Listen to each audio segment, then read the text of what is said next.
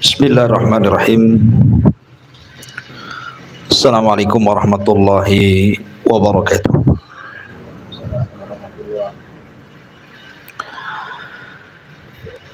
Alhamdulillah wassalatu wassalamu ala Rasulillah wa ala alihi wa sahbihi wa mawalah wa la hawla wa la quwata illa billahi wa ba'du.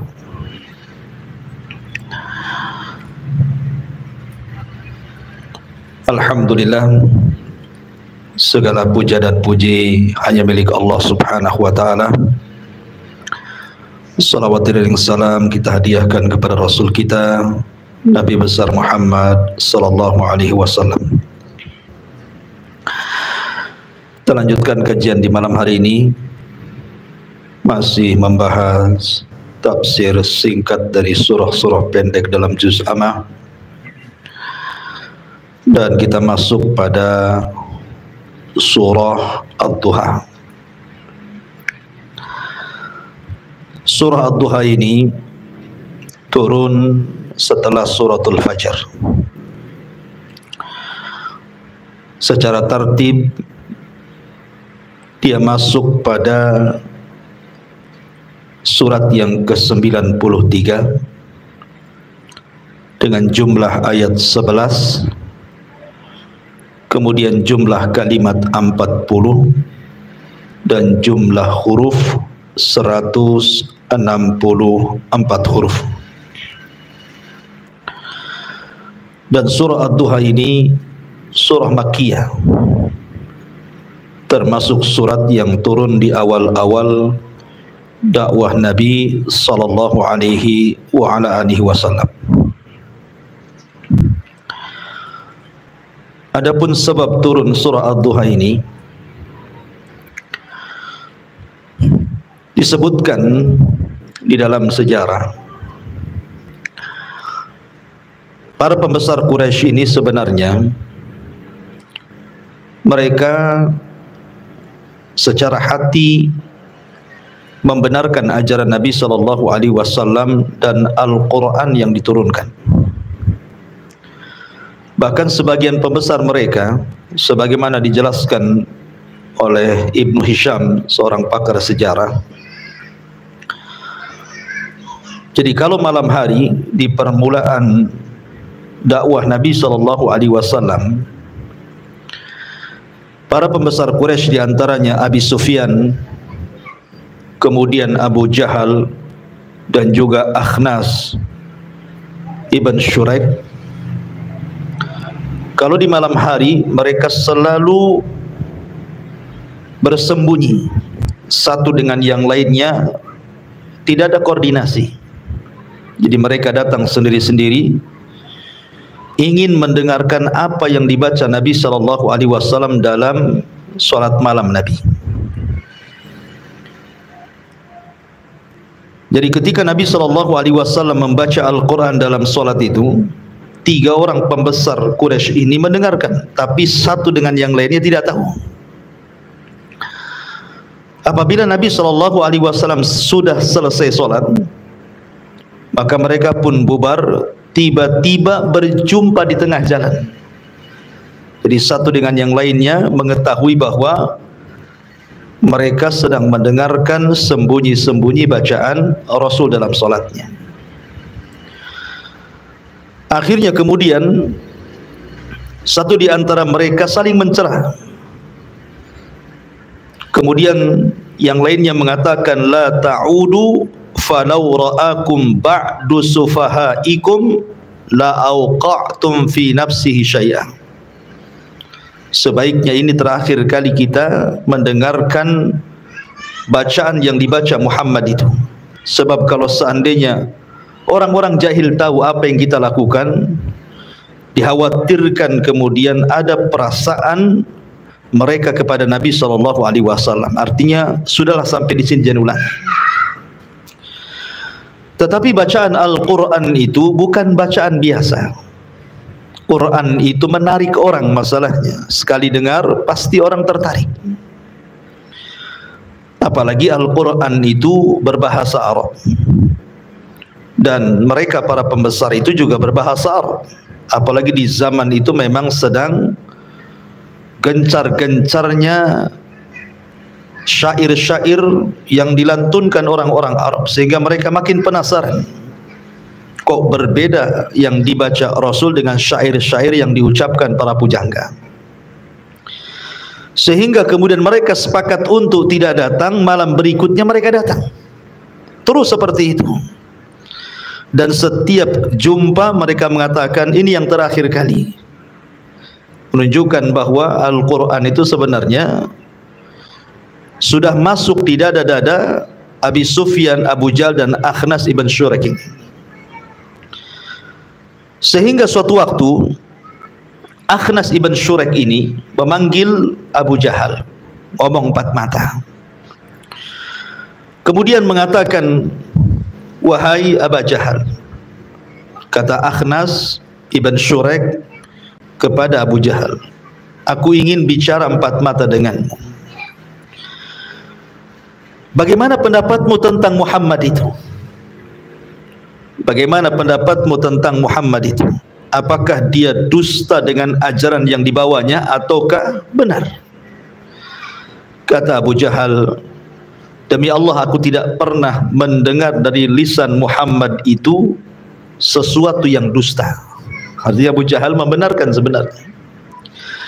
Akan tetapi kata Abu Jahal, kalaulah bukan karena perselisihan kabilah diriku dengan kabilah Muhammad itu, maksudnya kabilah Rasul, kabilah Abdul Manaf dan kabilahnya Abu Jahal berselisih pendapat. Kemudian Akhnas ibn Syurek bertanya, ada masalah apa dengan kabilah Abdi Manaf itu? Maka Abu Jahal mengatakan, sesungguhnya kami bersaing dengan kabilah Muhammad itu untuk mendapatkan hati orang-orang Quraisy itu. Apabila mereka memberi makan haji, kami pun sama. Apabila mereka menghormati fuqara wal masakin, kami pun sama. Sehingga kami dengan kabilah Bani Abdul Manaf itu setara di tengah-tengah orang Quraisy. Tiba-tiba kemudian dari kabilah itu mengatakan, lana nabiyyun walastum binabi, kami punya nabi dan kalian tidak punya nabi. Kami harus ngomong apa? Tak mungkin kami angkat dan katakan kami juga punya nabi. Sejak itulah maka permusuhan Abu Jahal dikarenakan sombong dan hasad, sehingga menolak hidayah Allah Subhanahu wa taala. Kembali ke kisah bahwa Nabi SAW sepanjang di Mekah dan Madinah tidak pernah meninggalkan qiyamul lail. Semenjak turun surah ya ayyuhal muzammil qumil laila illa qalila, maka sejak itu Rasul tidak pernah meninggalkan qiyamul lail kecuali 2 malam. Ketika di Mekah Nabi SAW tidak solat 2 malam karena Nabi SAW sedang sakit. Akhirnya Nabi SAW tidak solat 2 malam itulah menjadikan sebuah isu yang dikembangkan untuk menghalang-halangi dakwah Nabi SAW. Datanglah seorang wanita jahat dari wanita-wanita Quraisy, namanya Arwa bintu Harbin, kunyahnya Ummu Jamil, istri daripada Abu Lahab. Arwa bintu Harbin itu yang Allah Subhanahu wa taala katakan hammalatul hatab, suka membawa kayu bakar kemana-mana untuk mengompori orang memusuhi Nabi. Jadi Arwa bintu Harbin ini datang kepada Nabi SAW setelah mengetahui bahwa 2 malam Rasul tidak salat dan tidak membaca Al-Quran, seolah-olah tidak turun wahyu kepadanya yang dibacanya. Maka Arwa bintu Harbin mengatakan, ya Muhammad, inni la arju an yakuna syaitanu qad tarakaka walam arahu qaribaka mundu lailataini aw thalathatin. Kata wanita ini kepada Nabi SAW, wahai Muhammad, sesungguhnya saya mengharap, sesungguhnya setanmu sudah meninggalkan dirimu. Jadi Arwa menganggap Jibril itu sebagai syaitan. Sesungguhnya setanmu yang setiap hari datang memberikan wahyu kepadamu sudah meninggalkan dirimu, dan saya tidak melihat syaitan mendekati dirimu sejak 2 malam atau 3 malam ini. Maka ucapan Arwah bintu Harbin ini menyebar. Apabila kemudian Nabi SAW 2 malam atau 3 malam tidak salat, kemudian wanita ini mengatakan, aina syaitanuk, di mana syaitanmu? Jangan-jangan Tuhanmu sudah akan memilih nabi yang itu bukan dirimu. Jangan-jangan syaitanmu akan memilih orang lain menjadi nabi bukan kamu, gitu maksudnya. Maka dari ucapan wanita ini yang sudah menyebar, menjadikan orang makin ragu-ragu kepada Nabi SAW. Dari sinilah turun ayat wadduha wal laili idza saja, ma wadda'aka rabbuka wa ma qala. Di sini ada kata-kata ma wadda'aka rabbuka wa ma qala, dan Rabbmu tidak mungkin meninggalkan dirimu apalagi membenci dirimu. Jadi ma wadda'aka rabbuka wa ma qala, bantahan kepada wanita jahat ini yang kemudian mengatakan kepada Nabi SAW, di mana syaitanmu? Kok sudah 2 malam 3 malam tidak datang? Jangan-jangan dia berpindah kepada orang lain untuk mengganti kenabian. Maka Allah katakan ma wadda'aka rabbuka wa ma qala. Ya, asbab nuzul daripada surah Ad-Duha. Taib. Ma'asyiral muslimin yang dimuliakan Allah Subhanahu wa taala. Kita masuk pada tafsir daripada surah Ad-Duha ini. Allah Subhanahu wa taala berfirman, wad-duha, demi waktu duha, wal laili idza saja, dan demi malam apabila telah sunyi. Ma'asyiral muslimin yang dimuliakan Allah Subhanahu wa taala. Kalau kita memperhatikan Al-Qur'anul Karim, apabila Allah bersumpah di beberapa ayat dalam surat dalam Al-Qur'an, itu kebanyakan Al-Qur'an itu, kalau kita perhatikan sumpahnya Allah lebih kepada bersumpah kepada waktu. Kita perhatikan banyak Allah itu bersumpah dengan waktu, kan? Seperti Allah mengatakan wal asri, demi waktu asar atau demi masa, wal fajri, demi waktu fajar, gitu ya. Kemudian di sini wadduha, demi waktu duha. Dan banyak sekali dalam Al-Qur'an itu Allah Subhanahu wa taala bersumpah dengan waktu. Boleh enggak seandainya ada seseorang yang sangat mencintai pasangannya bersumpah dengan waktu, wadduha, demi waktu duha aku mencintai dirimu, umpamanya. Seorang bersumpah dengan sumpah yang Allah jadikan sumpah dalam Al-Quran, kita katakan kepada pasangan kita, wadduha, demi waktu duha, sungguh wahai istriku aku cinta kepadamu. Maka kita katakan tidak boleh. Tidak boleh seseorang bersumpah kepada makhluk yang Allah ciptakan. Lalu kenapa Allah Subhanahu wa taala bersumpah dengan makhluk? Maka kita katakan Allah Subhanahu wa taala bersumpah dengan makhluk itu terserah Allah. Allah mau bersumpah dengan siapa saja kan terserah Allah. Jadi Allah Subhanahu wa taala bersumpah dengan makhluk sesuai kehendaknya. Tetapi makhluk tidak boleh bersumpah dengan makhluk, karena itu sebuah kesyirikan. Makanya Nabi SAW mengatakan man halafa bi ghairillahi faqad asyrak. Barang siapa yang bersumpah kepada selain Allah, maka dia telah menyekutukan Allah.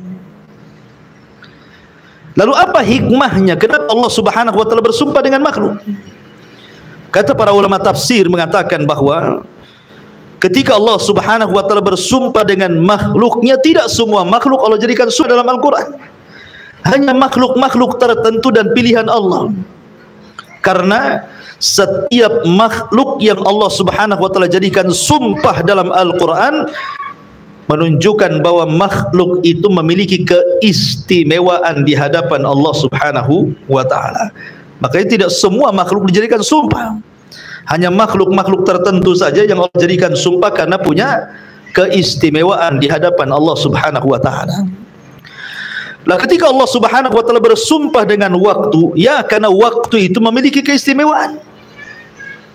Karena salah satu yang akan ditanya di hadapan Allah Subhanahu wa taala sejak kita mukallaf dibebani syariat sampai kita wafat, yang ditanya oleh Allah Subhanahu wa taala dalam rangka pertanggungjawaban kita di dunia, di akhirat, di hadapan Allah, semua bicara waktu. Contohnya Allah Subhanahu wa taala mengatakan, la tazulu qadama 'abdin hatta yus'al an arba'.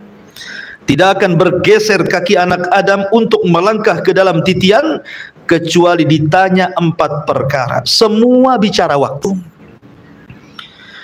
Pertama, an umrihi, tentang umurnya, fi ma'afnah, kemana dia habiskan. Kemudian yang kedua, wa an syababihi fi ma'ablah, masa mudanya, kemana dia lampiaskan. Kemudian yang ketiga, wa an ilmihi fi ma'amila fi, tentang ilmu pengetahuan, sudahkah ia amalkan. Kemudian yang keempat, wa an malihi min aina iktasabahu wa fi ma'anfaqahu, dan hartanya dari mana dia dapat, ke mana dia belanjakan. Ini semua bicara waktu. Umur, waktu. Masa muda, waktu. Mencari ilmu, butuh waktu. Mencari harta juga butuh waktu. Membelanjakannya juga butuh waktu. Jadi semua berkisar tentang waktu. Maka di sini Allah ketika bersumpah dengan waktu menunjukkan memang istimewa waktu di hadapan Allah. Makanya kita tahu bahwa Nabi SAW tidak pernah melepaskan hentakan nafasnya kecuali untuk beribadah kepada Allah Azza wa Jalla. Makanya kita sayang, terkadang ada orang yang menghabiskan waktunya bukan karena Allah. Contoh nih, sekarang jam 20.33, ada orang-orang seperti antum datang ke majelis ilmu, menghabiskan waktu 1 jam atau 1 jam lebih untuk duduk di majelis ilmu di taman-taman sorga. Kita sedang duduk di taman sorga, dan antum harus yakin kita sedang duduk di taman sorga ini. Tapi di jam 20.33 yang sama pada waktu ini, ada sebagian teman-teman kita yang justru sedang maksiat kan. Mereka sedang duduk di tempat-tempat diskotik, tempat-tempat maksiat. Itu semua akan dipertanggungjawabkan di hadapan Allah Azza wa Jalla. Oleh karena itulah maka Allah mengingatkan dalam Al-Quran senantiasa bersumpah dengan waktu. Lah dalam surah Ad-Duha ini Allah pilih waktu duha. Allah mengatakan wad-duha, demi waktu duha. Waktu duha ini ada yang mengatakan bahwa waktu duha itu ma'ruf mulai dari terbitnya matahari meninggi 1 tombak sampai zawal. Zawal itu sampai matahari tergelincir ke arah barat sedikit, masuk waktu zuhur. Itulah waktu duha. Jadi waktu duha itu sejak terbit matahari sampai zawal, waktu tergelincir matahari ke arah barat masuk waktu zuhur. Itulah disebut duha. Ada yang mengatakan tidak, maksud waktu duha itu ya dari pagi sampai sore. Itulah duha.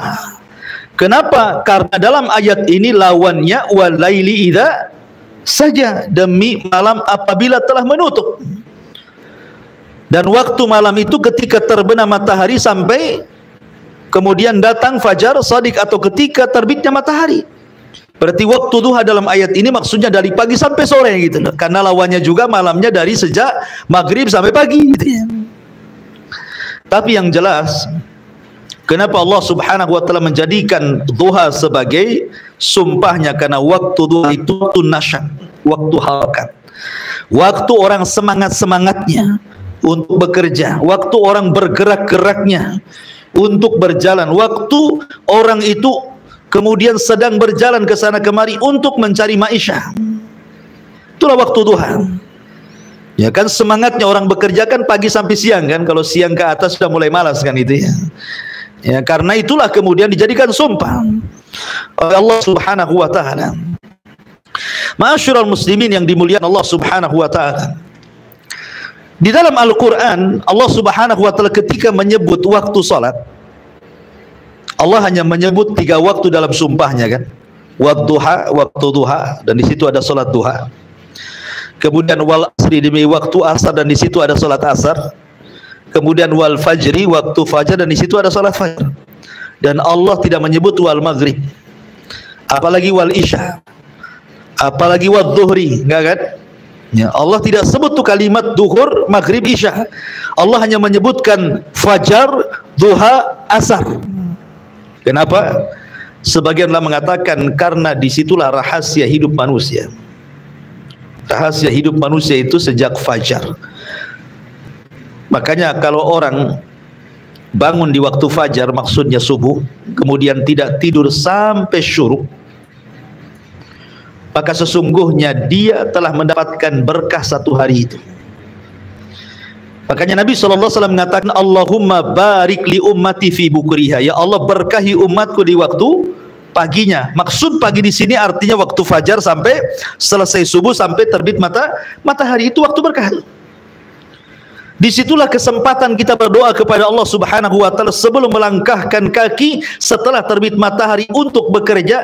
Minta kepada Allah agar mendapatkan rizki yang halal, mendapatkan rizki yang baik, mendapatkan rizki yang banyak, mendapatkan rizki yang berkah, supaya ketika melangkahkan kaki setelah terbit matahari sampai waktu asar, maka Allah Subhanahu wa Ta'ala akan berkahi kehidupan kita selama siang itu.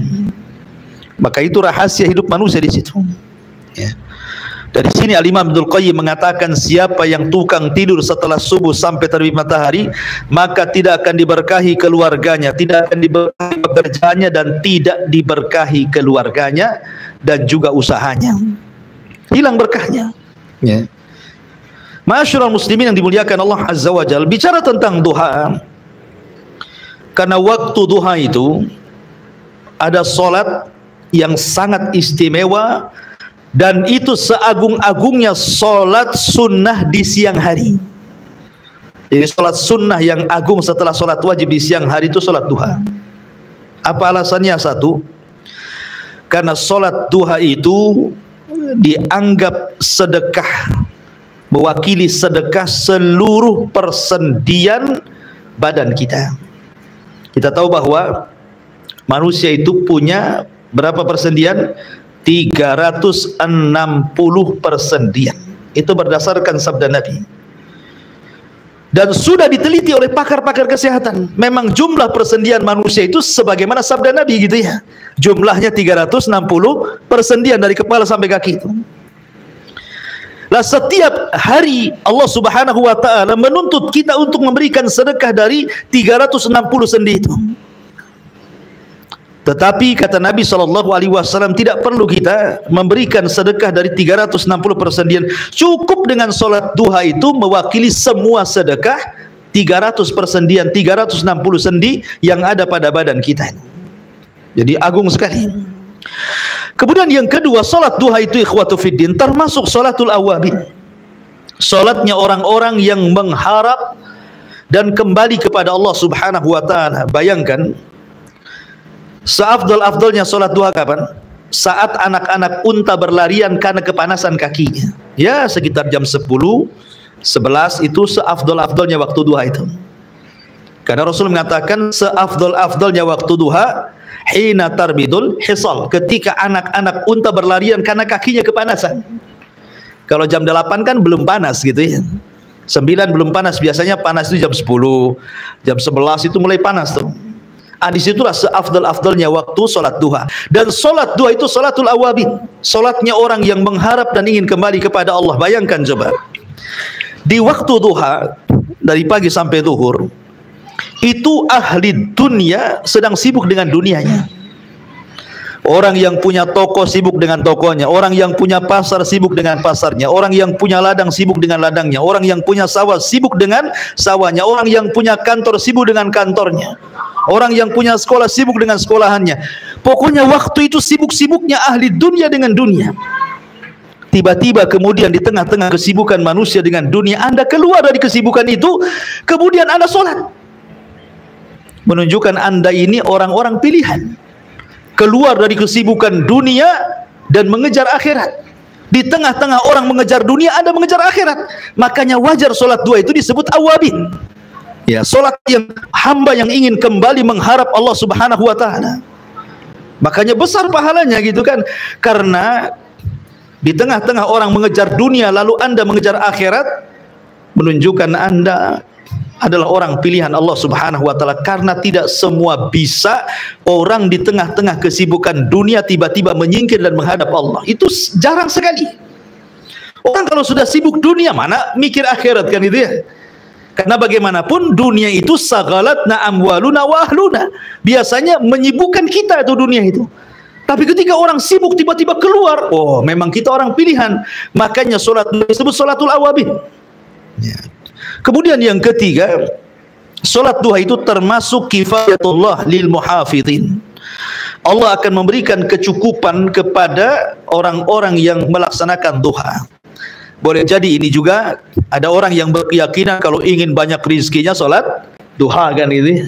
Karena memang ada riwayat yang mengatakan dalam sebuah hadis kursi, Ibnu Adam arka'ali min awalin nahar arba'a raka'atin akfika akhirah. Kata Allah dalam hadis qudsi, Ibnu Adam, anak Adam, telah ruku kepadaku dari awal siang, 4 rakaat itu sudah mencukupkan kepada dirimu, kepada orang yang solat 4 rakaat itu dari awal sampai akhir. Allah cukupkan, Allah berikan kecukupan.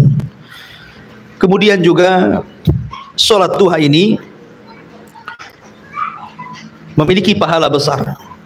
Perhatikan sabda Nabi SAW, man sallat duha ithnatai asyarata rak'atan banallahu lahu qasran fil jannah.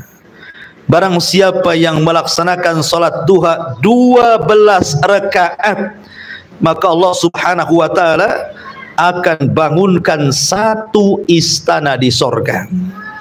Makanya karena waktu duha ini waktu yang luar biasa, Allah jadikan sebagai sumpah. Kemudian Allah mengatakan walaili idza saja, dan demi malam apabila telah sunyi. Kenapa Allah Subhanahu wa taala bersumpah dengan malam? Dan tidaklah Allah bersumpah dengan malam kecuali malam ini ada keistimewaannya. Walaupun di satu waktu Allah Subhanahu wa taala meminta kepada kita untuk berlindung dari malam kan. Min syarri ghasikin idza waqab kan. Kita harus berlindung dari ghasik, kejahatan di malam hari. Ya. Tetapi malam hari juga keistimewaan luar biasa. Makanya ketika Allah Subhanahu wa taala bicara tentang ibadah di malam hari dalam surah Muzammil ayat 6 itu, inna nasyi'atal laili hiya asyaddu wat'an wa aqwa muqila. Sesungguhnya bangun malam itu lebih kuat mengisi jiwa, dan bacaan pada waktu itu lebih berkesan kepada hati kan. Itu menunjukkan bahwa ibadah di malam hari itu lebih afdal dibandingkan di siang hari. Kenapa demikian? Satu yang tadi, karena ayat ini menunjukkan bahwa ibadah di malam hari itu memang lebih kuat mengisi jiwa. Bahkan orang yang membaca Al-Quran itu lebih berkesan. Ini yang pertama. Yang kedua, karena ibadah di malam hari itu jauh daripada riya. Mau riya sama siapa? Orang sudah tidur semua. Kan gitu ya, antum umpamanya malam-malam, sepertiga malam, jam setengah 3 atau jam 2 antum ke masjid, mana ada orang di masjid kan itu. Cuman masalahnya kalau antum ke masjid dicurigai antum pencotak infak. Karena jarang orang ke masjid malam-malam gitu ya. Kalau orang dulu kan biasa ke masjid malam-malam mau ibadah. Kalau sekarang karena masjid pun dikunci, tiba-tiba antum semangat habis dengar kajian ini setengah 3 antum ke masjid, mungkin sudah di senter-senter sama satpam itu, ngapain tuh kan gitu ya.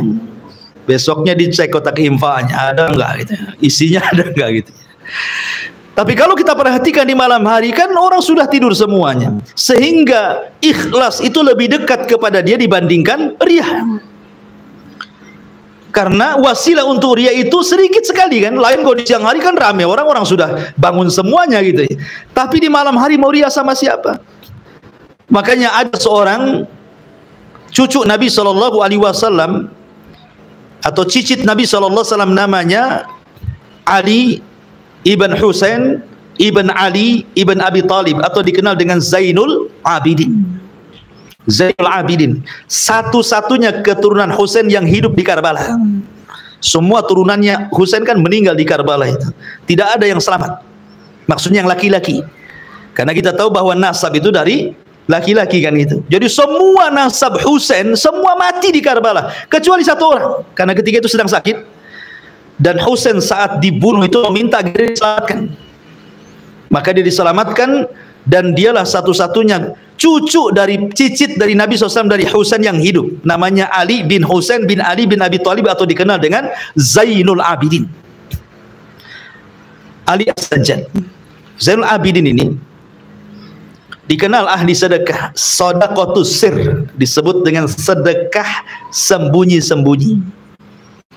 Jadi kalau kita bicara tentang sedekatus sir, Nabi SAW bersabda apa? Sedekatus sir tudfi'u ghadab Rabbi. Sedekah yang diam-diam itu bisa meredam murkanya Allah.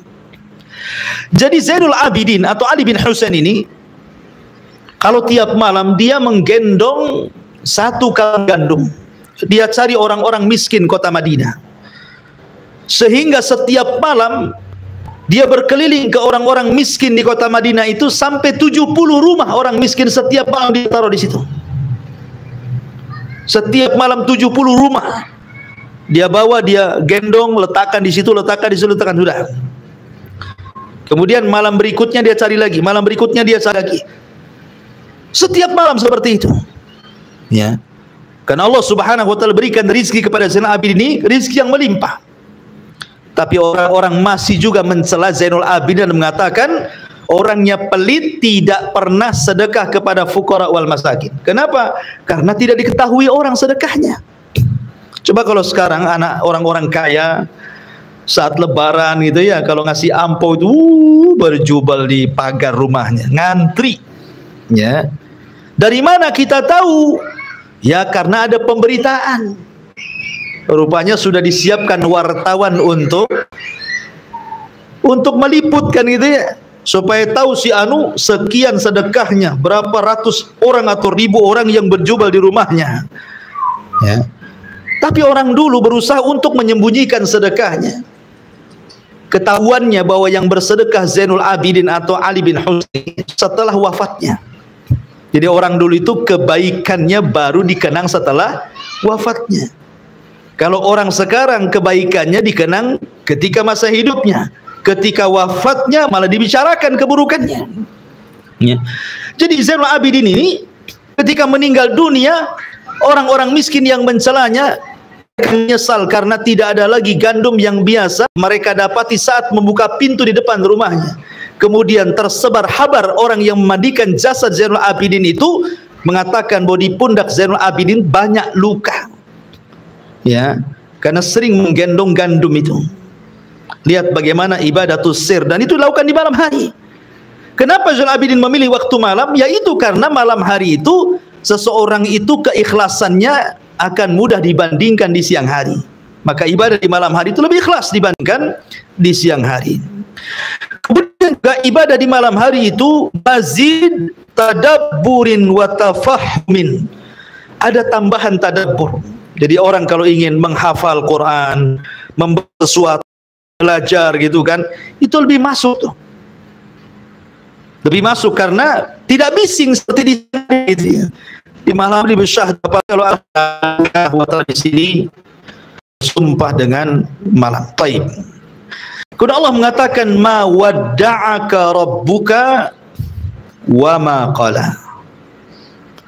Ma wadda'aka rabbuka wa ma qala. Tuhanmu tidak meninggalkan engkau wahai Muhammad dan tidak pula membencimu. Tadi sudah saya katakan sebab turunnya adalah ketika Jibril 2 malam tidak turun kepada Nabi sallallahu alaihi wasallam. Sehingga Nabi sallallahu alaihi wasallam sempit dadanya, 2 malam tidak salat malam dan tidak membaca Al-Qur'an. Kemudian datang wanita jahat, istri daripada Abu Lahab, Hammalatul Hatab. Kemudian mengejek Nabi sallallahu alaihi wasallam dan mengatakan, "Aina syaitanuk? Di mana syaitanmu? Jangan-jangan setanmu sudah mencari orang untuk dijadikan nabi yang bukan dirimu," katanya. Maka Allah Subhanahu wa taala tahu, qad na'lamu annaka tadiku sadruka. yaqulun, kami tahu sempit hatimu wahai Muhammad terhadap apa yang mereka katakan kepada. Makanya Allah Subhanahu wa taala hibur dan Allah turunkan ma wadda'aka rabbuka wa ma qala. Tuhanmu tidak meninggalkan dirimu dan pula tidak membencimu. Lihat, di sini ada perbedaan antara wadda'aka dan qala. Wadda'aka di situ dimunculkan dhamir mukhatab. Ka, ada kaf di situ ya, wadda'aka. Sementara dalam kalimat qala tidak, Allah tidak mengatakan qalaka gitu ya. Qalaka harusnya kan begitu. Ya, karena namanya sesuatu yang ma'tuf, sesuatu yang sifatnya diatofkan, disandarkan kepada kalimat sebelumnya, harusnya ma wadda'aka rabbuka wa ma qalaka, kan gitu. Allah Subhanahu wa taala ketika mengatakan ma wadda'aka, dimunculkan kata ganti mukhatab, orang yang diajak bicara, kak, kamu. Allah tidak meninggalkan kamu, kamunya disebut di situ. Ya. Sementara ketika Allah Subhanahu wa taala mengatakan qala, Allah tidak mengatakan wa ma qalaka, tetapi wa ma qala.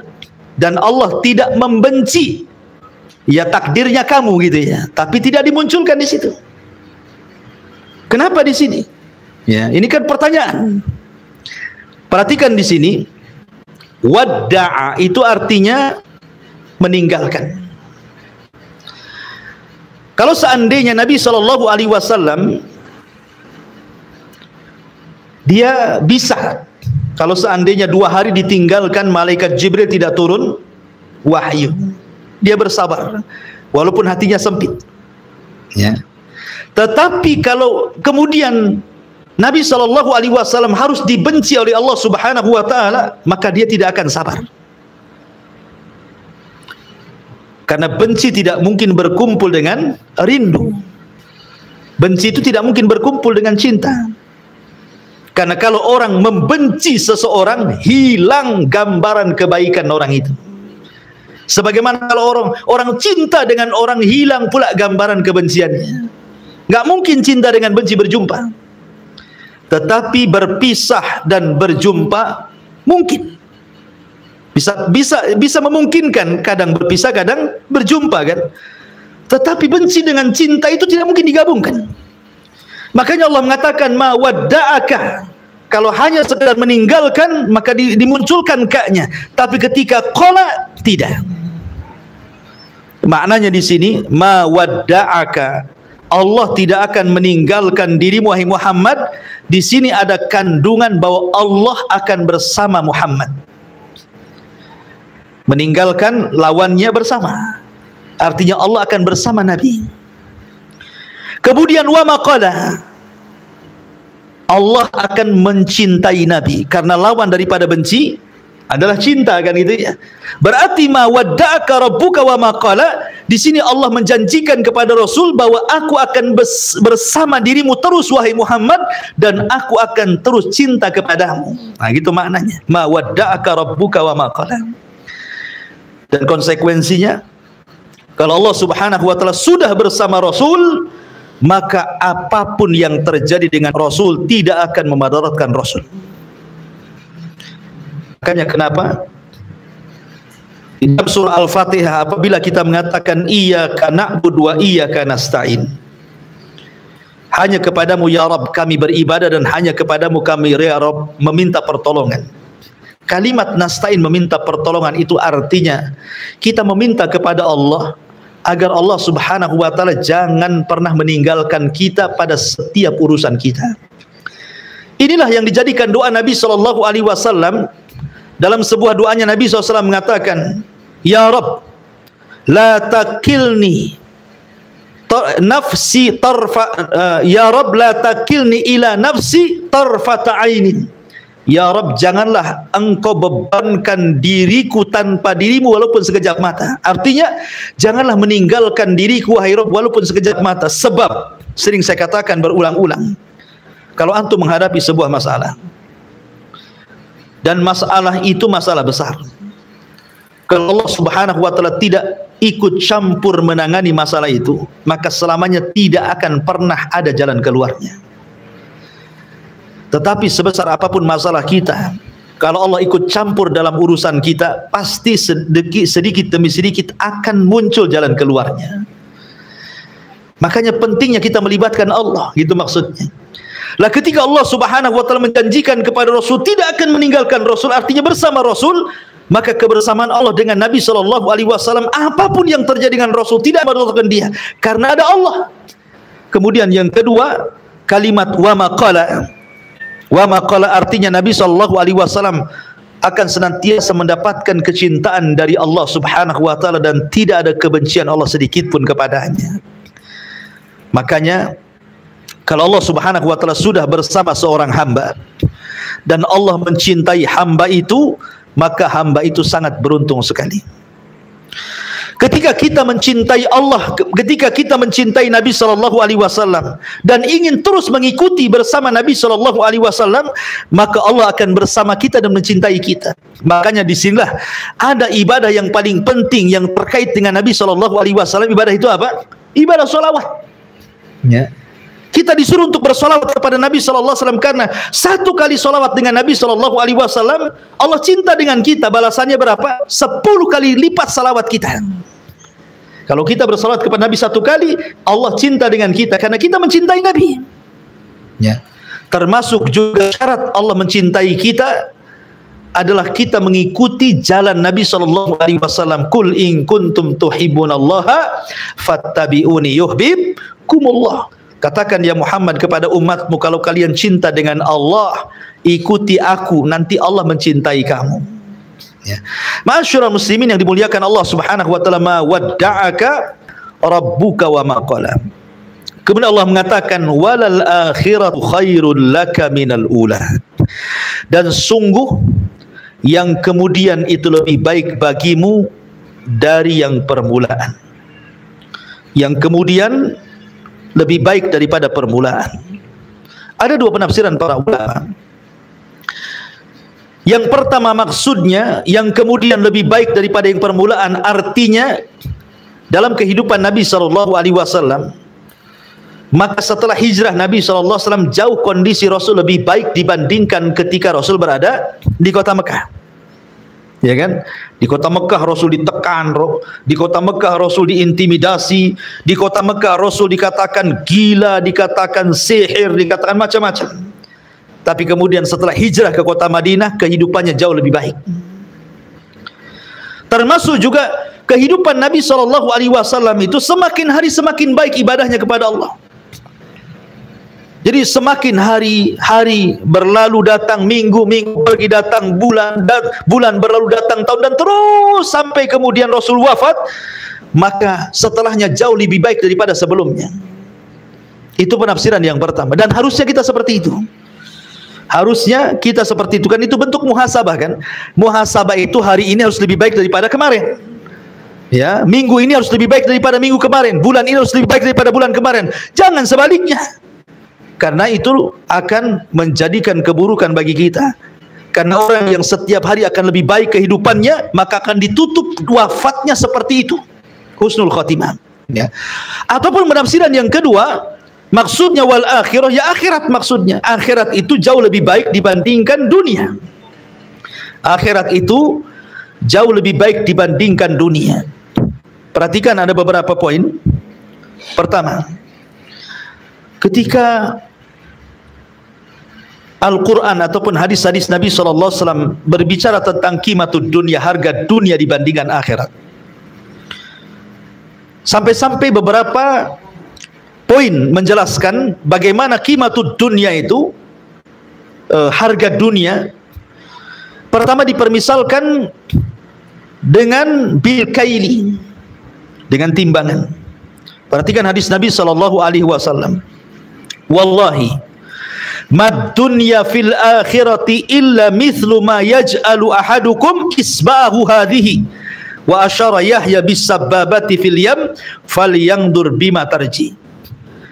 Kata Nabi sallallahu alaihi wasallam, demi Allah, permisalan dunia dengan akhirat itu seperti seseorang mencelupkan jarinya di tengah lautan, kemudian dicabut kembali, maka tetesan dari Jari dari air lautan itu, itulah dunia. Sementara lautan itu akhiratnya. Seperti itulah perbedaan dunia dengan akhirat. Jadi kalau kita celupkan jari di tengah lautan, kemudian kita angkat, tetesan inilah yang dijadikan rebutan satu dunia oleh manusia. Ya. Sementara akhirat itu bagikan lautan yang tanpa batas. Lihat di sini Allah, Nabi SAW mempermisalkan dengan kail. Ya. Kemudian yang kedua, mempermisalkan dengan dirham, dengan uang. Kata Nabi SAW, ketika sahabat Rasul dengan Nabi SAW lewat ke pasar, tiba-tiba kemudian berjumpa dengan kambing, bangkai kambing yang cacat.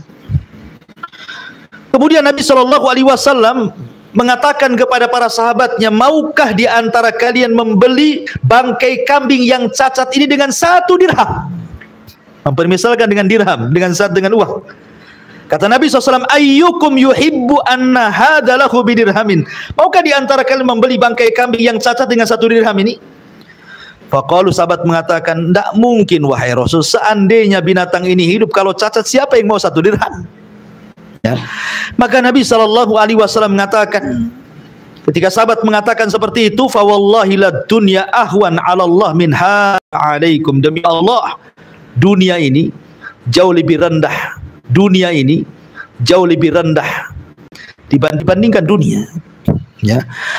Kemudian juga Nabi SAW mempermisalkan dengan masahah, dengan jarak gitu ya. Kata Nabi SAW, maudhi'u sauti fil jannati khairun minad dunya wa ma fiha. Tempat cemeti di sorga itu jauh lebih baik dibandingkan dunia dan isinya. Ya. Bahkan Nabi Allah Subhanahu wa taala mempermisalkan dengan tijariyah, dengan perniagaan.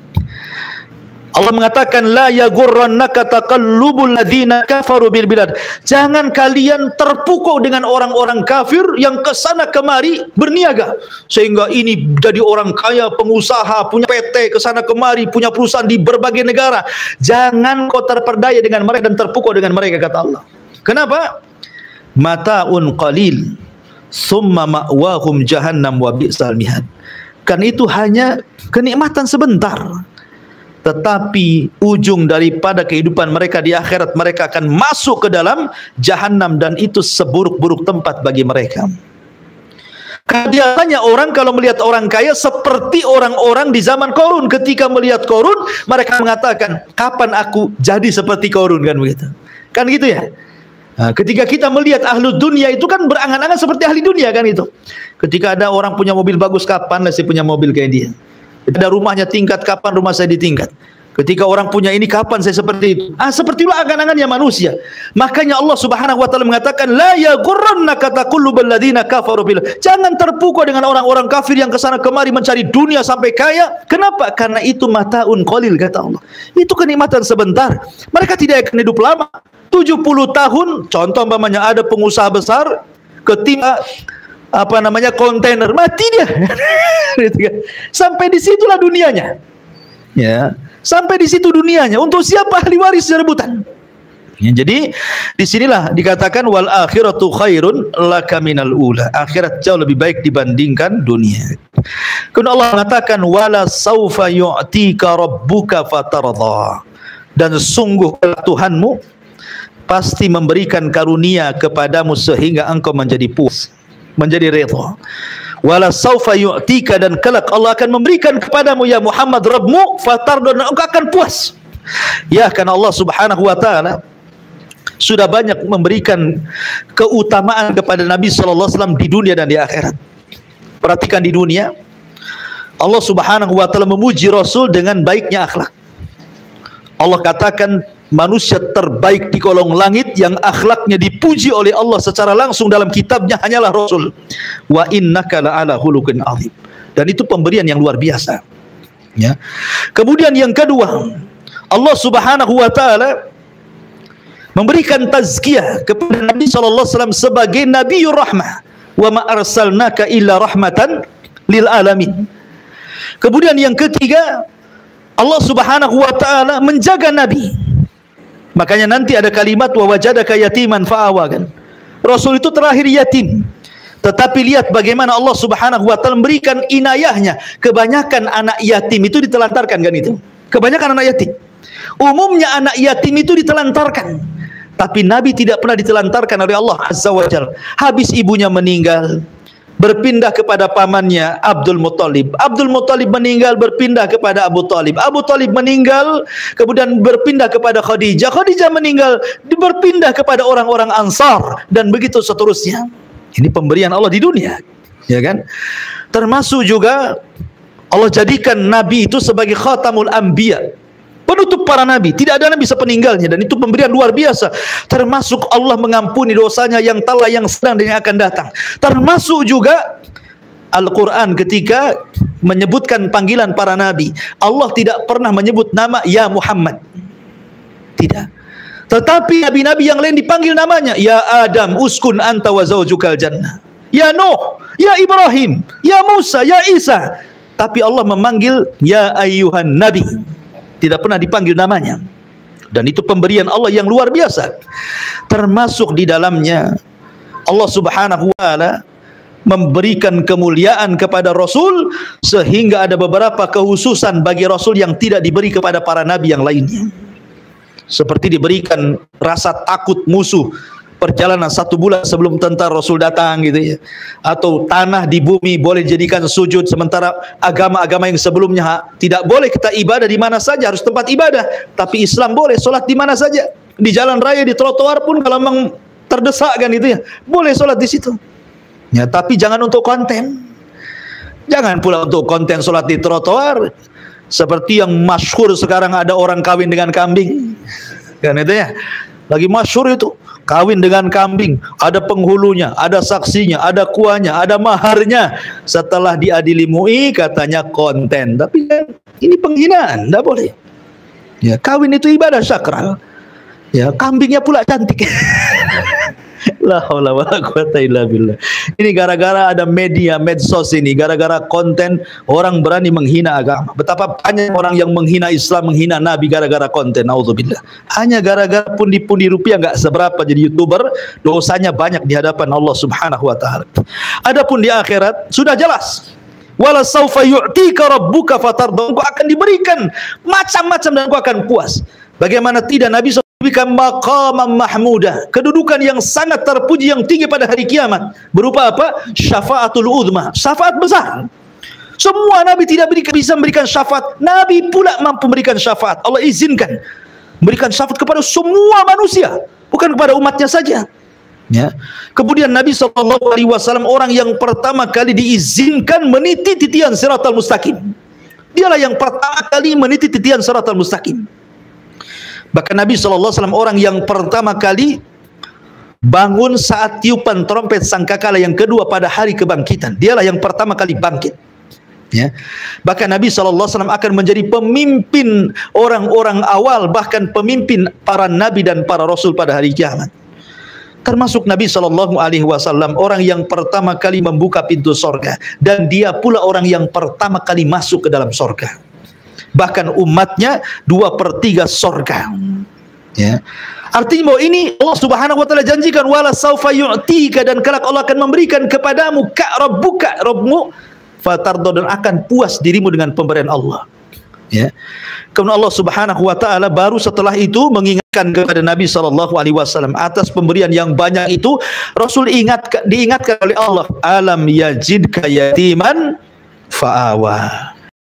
Bukankah Allah mendapatimu sebagai anak yatim, lalu dia melindungi wahai Muhammad? Ingat sejarahmu. Ya, jas merah bahasanya ya. Jangan lupakan sejarah gitu ya. Harus ingat dengan sejarah. Ingat di masa kecil wahai Muhammad.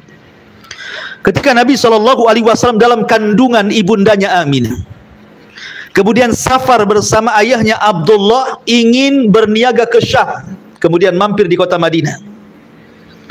Tapi Allah takdirkan ayahnya Abdullah terkena penyakit humma Yathrib, wabah Yathrib, demam Yathrib, mengakibatkan kematian ayahanda Rasul Abdullah karena demam itu. ya, semacam wabah. Sementara Nabi SAW masih dalam kandungan ibundanya Aminah. Maka Nabi SAW kemudian terlahir yatim, bahkan seyatim-yatimnya anak yatim adalah ketika lahir dan ayahnya meninggal dalam kandungan. Itulah Nabi seyatim-yatimnya anak yatim. Kemudian setelah Nabi SAW lahir, maka yang menyusui setelah Aminah adalah siapa? Thuwaibah. Karena ketika itu Thuwaibah sedang punya anak namanya Masruh. Thuwaibah itu budaknya Abu Lahab. Dia baru melahirkan dan punya anak namanya Masruh, sehingga kalau ibu punya anak bayi kan keluar susunya. Maka Nabi SAW karena memang kondisi susu ibundanya kurang baik, maka disusukan kepada Thuwaibah. Ketika tahu Rasul suka dan mau menyusu kepada Thuwaibah, Abu Lahab ketika itu sangat bahagia.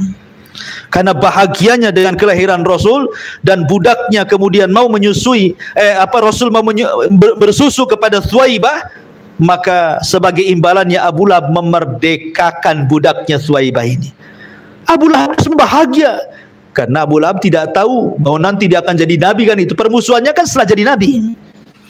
Justru di awal-awal Abu Lahab itu suka dengan Nabi. Buktinya karena budaknya diminum susunya oleh Rasul, langsung dimerdekakan tuh Thuwaibah itu. Dan Thuwaibah ini sempat hidup ketika Nabi SAW hijrah dari Madinah. Dia ingin memberikan hadiah kepada Thuwaibah ke Mekah, tapi sayang Thuwaibah sudah meninggal dan anaknya juga Masruh sudah meninggal dunia. Ingin membalas kebaikannya karena Rasul itu tidak pernah melupakan kebaikan orang, ya, tapi sayang sudah meninggal semua, ya. Maka karena tahun itu dikenal Bani Bakar Hawazin itu terjadi paceklik hebat, Bani Sa'diyah, sehingga datanglah 10 wanita dari Bani Bakar Hawazin dari kabilah Sa'diyah itu mencari bayi-bayi susuan dari orang-orang kaya yang ada di kota dengan imbalan, dengan sebuah imbalan. Maka angkatlah 10 wanita dari Bani Sa'diyah, dari Bani Bakar Al-Hawazin itu. Berangkat 10 wanita. Salah satu dari 10 wanita itu adalah Halimah Sa'diyah. Ya. Lah 9 wanita ini sudah lebih dulu, padahal berangkatnya sama-sama. Karena memang Halimah menggunakan atan itu keledai perempuan, sehingga kan jalannya kurang gitu ya. Dan juga unta yang sangat rapuh, yang sangat kecil, yang sangat kurus, sehingga ketinggalan dari 9 wanita yang sebelumnya sudah berangkat. Ketika sampai di Mekah, 9 orang wanita kawannya sudah mendapatkan bayi-bayi orang kota untuk dibawa pulang, sementara Halimah sudah tidak mendapatkan siapapun yang ada di kota Mekah itu kecuali Nabi SAW. Itu pun ditolak oleh para wanita-wanita yang datang. Alasannya kenapa? Pertama, memang keluarganya miskin. Yang kedua, memang Rasul anak yatim. Ya, tidak mau mereka. Kalau saya ambil, dibayar apa saya ini, bahasan seperti itu, sehingga tidak diambil tuh bayi itu. Kecuali Halimah Sa'diyah. Maka ketika mengetahui tidak ada bayi kecuali Nabi SAW, suaminya ketika itu datang kepada istrinya dan mengatakan, sudahlah nggak apa-apa, kita ambil saja, mudah-mudahan membawa berkah. Itu harapan suaminya. Harapan suaminya kepada istrinya Halimah Sa'diyah, agar dibawa sajalah orang ini. Akhirnya kemudian Abdullah ibn Harith setelah mengatakan kepada Halimah Sa'diyah istrinya, dibawalah bayi Nabi. Tetapi masalahnya subhanallah, baru saja berada di pangkuannya atan itu, atan saya katakan tadi apa? Keledai perempuan. Keledai perempuan ini dia harus mengeluarkan susu kalau punya anak kan. Ini kan tidak punya anak, nggak keluar susunya.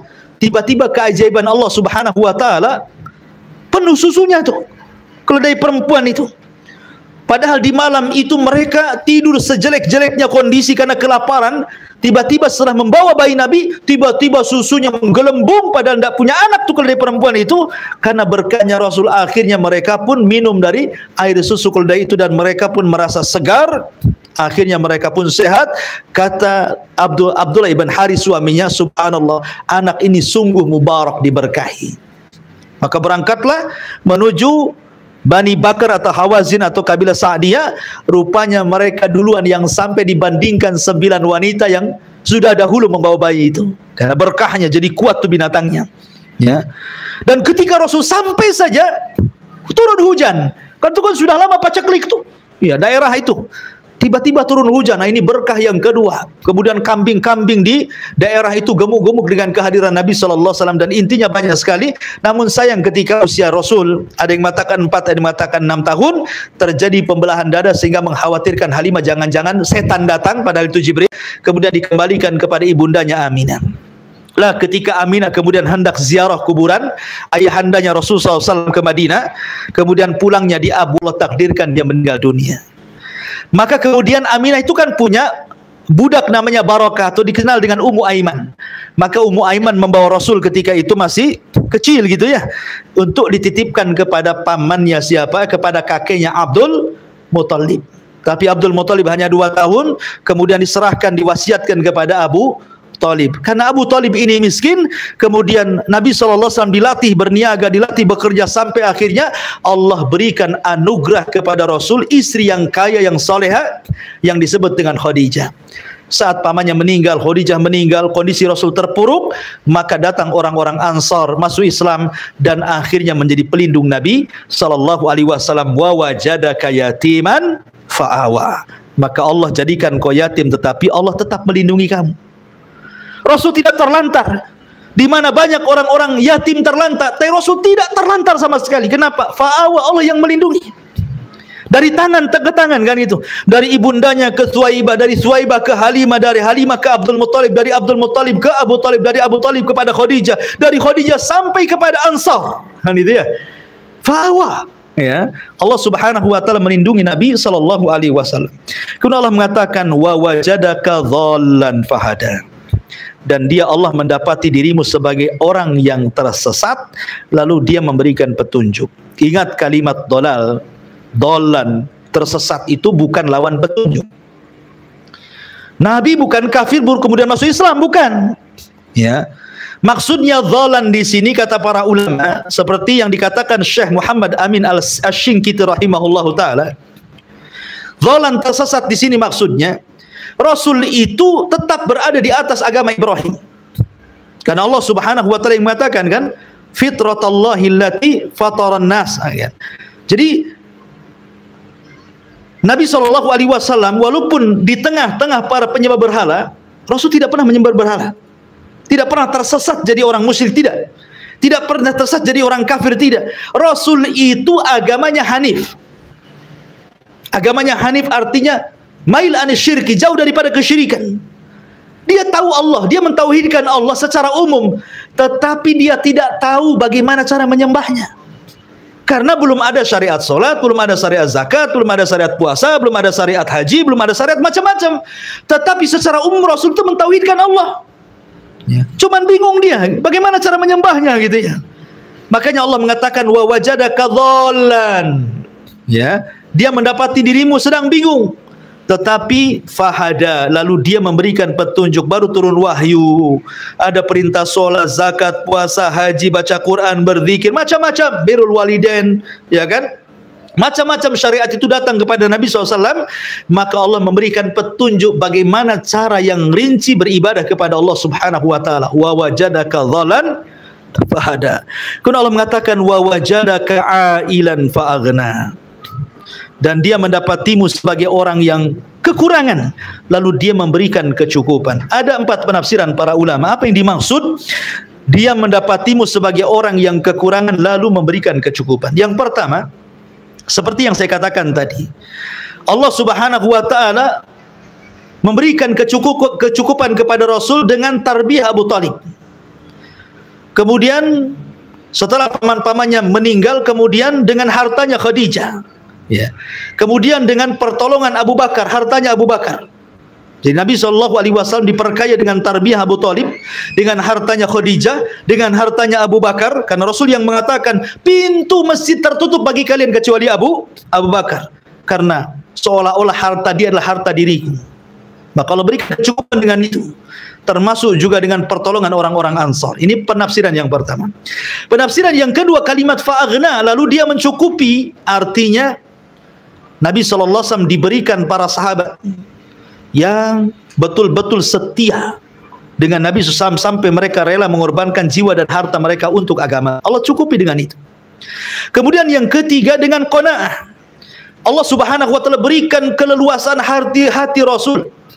Ketika Umar bin Khattab radhiyallahu an melihat Rasul sedang tertidur di atas pelepah kurma, ada bekas-bekas pelepah kurmanya itu. Kemudian kata Umar, ya Rasulullah, Raja Kisra loh enggak seperti kamu, Raja Kaisar enggak seperti kamu, orang-orang Persia itu. Kenapa kamu seperti ini? Layaknya kau seperti mereka lah, kan begitu. Kata Rasul SAW mengatakan, ya Umar, apakah engkau merelakan dunia dan meninggalkan akhirat? Sungguh akhirat lebih baik dibandingkan dunia. Sungguh akhirat jauh lebih baik dibandingkan dunia. Jadi Nabi SAW diberikan kelebaran hati, dan itulah kekayaan yang sesungguhnya. Ketika hati seseorang lapang, maka lapanglah dunia baginya. Ketika hati itu sempit, maka sempitlah dunia baginya. Kemudian yang nomor 4, penafsiran para ulama, artinya dulu engkau miskin, tidak bisa berhujjah, tidak bisa membantah, tapi Allah berikan Al-Quran kepadamu sehingga engkau bisa membantah, engkau kaya hujjah sekarang. Ada juga yang mentafsirkan seperti itu. Engkau sudah kaya dalil. Kalau orang musyrik mengatakan seperti ini, kau bisa berhujjah dengan Quran kepada mereka.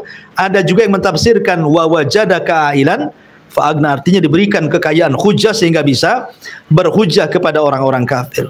Kemudian di sini sebagai jawabannya, fa ammal yatima fala takhar, maka terhadap anak yatim janganlah engkau berlaku kasar. Seolah-olah Allah mengatakan begini, ya Muhammad, dulu engkau pernah yatim, kemudian aku merawatmu dengan cara seperti itu, berpindah-pindah tangan sampai kepada orang-orang Ansor melindungi. Maka sebagai imbalannya kepadaku, kalau engkau dapati anak yatim karena engkau juga pernah yatim dan aku rawat, ingat, kau pernah yatim, jangan membentak mereka. Karena begini ikhwan, anak yatim itu sudah tidak punya sandaran lagi. Kalau binatang dikatakan yatim kalau meninggal ibunya. Lihat kucing, kalau sudah menikah, ayahnya mana peduli dengan anaknya, yang membesarkan ibunya, kan begitu ya. Sehingga ketika ibu kucing itu mati, maka anaknya yatim. Itu kalau binatang dikatakan yatim itu kalau ibunya mati. Tapi kalau manusia berbeda, dikatakan yatim kalau ayahnya meninggal. Anak yatim ini, kalau ayahnya meninggal yang merupakan orang yang bertanggung jawab memberikan perhatian, tiba-tiba lingkungannya tidak ada yang memperhatikan dia, maka dia akan menaruh dendam kepada banyak manusia. Dia akan jadi jahat, anak yatim itu. Ya, makanya kenapa ada, saya kok anak yatim ini kok gini tuh ya. Saya kan ada orang tua mengatakan anak ini punya sih anak angkat anak yatim, tapi nakalnya luar biasa, kan itu ya. Itu ujian luar biasa. Makanya ketika anak yatim ini kemudian hilang bapaknya, kemudian masyarakat setempat menggantikan posisi ayahnya, menyayangi anak yatim ini, mengusap rambutnya, kemudian mengkafilnya, maka anak yatim ini akan lembut. Nah, nanti kalau dia sudah dewasa, maka dia akan berlaku hal yang sama kepada anak-anak yatim.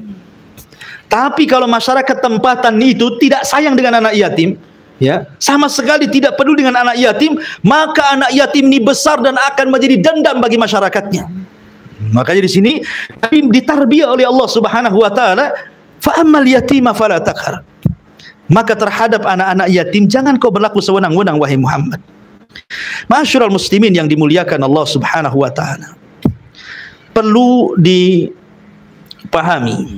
ya, kenapa Allah Subhanahu wa taala dan apa hikmahnya Allah Subhanahu wa taala memilih nabinya dari anak yatim.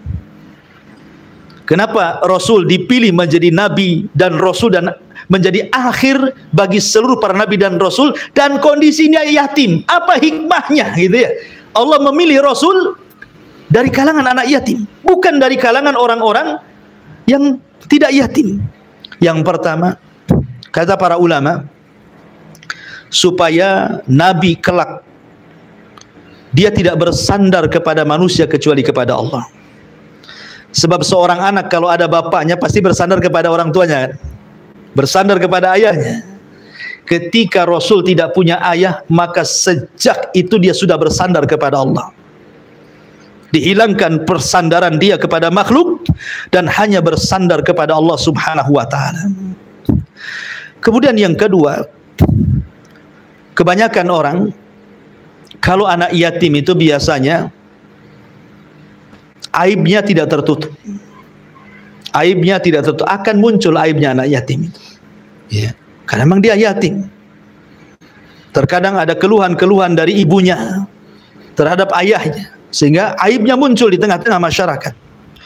Maka dengan cara itulah Allah Subhanahu wa taala ingin mengatakan kepada Nabi SAW, engkau dulu yatim, nasib baik aku akan merawatmu, aku yang merawatmu sampai kau jadi Nabi dan Rasul. Maka karena anak yatim itu tidak mudah untuk menutup aib mereka, tutup aib mereka. Kau seorang Nabi, kau pernah yatim, tutup aib mereka. Ya. Kemudian yang kedua, supaya ja'alahu yatiman liya'lam kulla ahadin anna fadilatahu minallah ibtidaan. Dijadikan Nabi SAW anak yatim supaya setiap orang mengetahui bahwa karunia itu langsung datang dari Allah, bukan dari kedua orang tuanya. Allah yang mendidik Nabi SAW, termasuk juga yang terakhir an ya'rifa qadral yatama, supaya Rasul tahu kedudukan anak yatim. Makanya Allah jadikan dia anak yatim, supaya kelak dia kalau sudah besar tahu kedudukan anak yatim. Kenapa demikian? Terkadang orang hidup susah itu supaya dia bisa susah, seperti Nabi Yusuf alaihi salatu wassalam tidak pernah kenyang. Walaupun dia jadi menteri ekonomi kan itu di masa Fir'aun itu kan, dia orang kaya, tapi kalau makan gak pernah kenyang Nabi Yusuf itu. Sampai-sampai ditanyakan, kenapa engkau tidak pernah kenyang wahai Yusuf? Ketika engkau makan, apa kata Yusuf? Akhafu an ashbafa ansal jia'. Aku takut kalau aku kenyang, aku lupa lapar, aku lupa jadi orang susah. Ya. Tetapi orang kaya kalau kemudian berusaha untuk terbiasa susah, ketika dia hilang kekayaannya, terbiasa dia susah kan itu. Tapi ketika orang kaya tidak biasa susah, Allah uji dengan kesusahan, bisa-bisa dia mati berdiri itu. Betapa banyak orang kaya yang kemudian mati gila kan itu ya, gara-gara tidak terbiasa susah. Wallahu alam.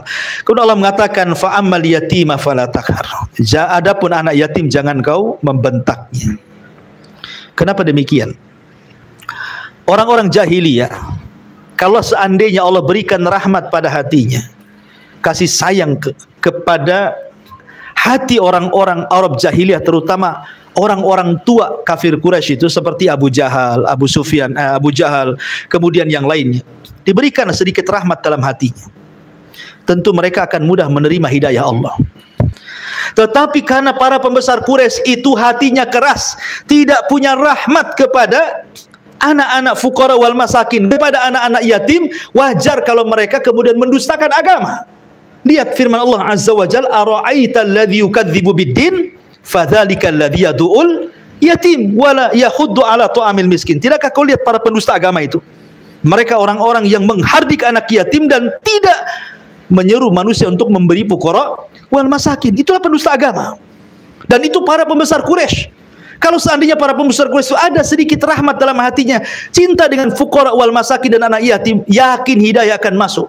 Tapi karena keras hatinya, hidayah tertutup kepada mereka. Sehingga Allah turunkan ayat ara'aital ladzi yukadzibu bid-din. Masyarul muslimin yang dimuliakan Allah Subhanahu wa taala, masih banyak ya ini karena sudah 9:30 ya. Sudah malam ya. Insyaallah kita lanjutkan tafsir surah Wadduha. Sebelum saya tutup, mungkin di antara ibu bapak ingin bertanya, silakan kalau ingin bertanya. Kita buka tanya jawab 1 atau 2 pertanyaan.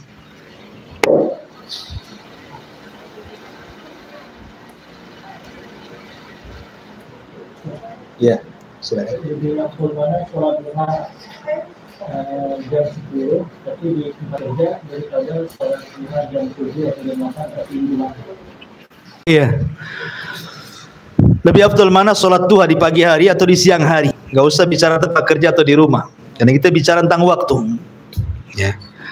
Sholat duha itu boleh dikerjakan di awal waktu. Makanya ketika para ulama bicara tentang sholat syuruk, dalam hadis Nabi SAW, siapa yang sholat subuh berjamaah dan tidak beranjak dari tempatnya, dia berzikir kepada Allah, kemudian muncul matahari sampai meninggi 1 tombak, kemudian dia solat 2 rakaat, solat syuruk, maka pahalanya sama dengan haji dan umrah secara sempurna. Ketika ulama bicara tentang solat syuruk, ada sebagian ulama mengatakan syuruk itu duha yang diawalkan. Jadi ada sebagian ulama yang mentafsirkan atau berpendapat bahwa solat syuruk itu adalah solat duha yang diawalkan. Tapi sebagian ulama mengatakan tidak, ya syuruk sendiri, duha sendiri, karena syuruk itu ada kaitan dengan hadis tadi, satu rangkaian dengan orang yang sholat subuh berjamaah dan tidak beranjak dari tempatnya, kemudian dia sholat 2 rakaat, maka pahalanya sama dengan haji dan umrah secara sempurna. Ada yang mengatakan duha sendiri, syuruk sendiri. Tapi ketika ulama mengatakan bahwa itu adalah bagian daripada sholat duha yang diawalkan, menunjukkan boleh sholat duha itu diawalkan. Tetapi kalau bicara tentang afdoliyah waktu, sekali lagi karena ada hadis Rasul bahwa afdolnya salat duha itu hina tarmadul fisal, ketika anak-anak unta itu berlarian, ya, artinya di waktu-waktu ketika bumi sudah panas, ya kan, aspal sudah panas gitu ya, jalan sudah panas, halaman rumah sudah panas. Nah, itulah seafdal-afdalnya waktu duha. Mau di kantor, mau di rumah sama saja. Ya. Ada yang mengatakan sholat duha itu tidak terbatas, yang penting 2 rakaat, 2 rakaat. Tapi ada yang mengatakan bahwa duha itu dibatasi 8 rakaat. Ya kan? Ada yang mengatakan 12 rakaat. Itu tergantung khilaf, ya kan.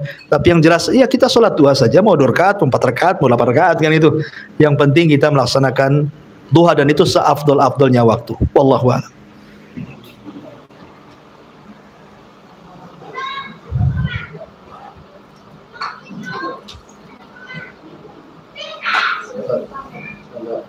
Tadi kan sholat duha 12 rakaat akan dibawakan istana. Kalau sholat sudah wajib 12 rakaat. Bukan, itu duha. Itu duha. Kalau sholat sunnah wajib. Lain lagi, ada lagi? Jadi apa? Beda itu. Ya beda. Ya itu keutamaan duha sendiri, karena banyak amalan-amalan yang menjadikan Allah akan bangunkan istana di sorga. Seperti orang membaca qul huwallahu 10 kali dalam sehari semalam, dibangunkan istana di sorga. Orang yang bangun masjid akan dibangunkan istana di sorga. Orang yang menjaga sholat sunnah rawatib akan dibangunkan istana di sorga. Orang yang menjaga sholat duha akan dibangunkan. Itu banyak. Dan itu keistimewaan sebagai bentuk basyir, ya, kabar gembira. Karena kita ini kan perlu wa'id wal wa'du.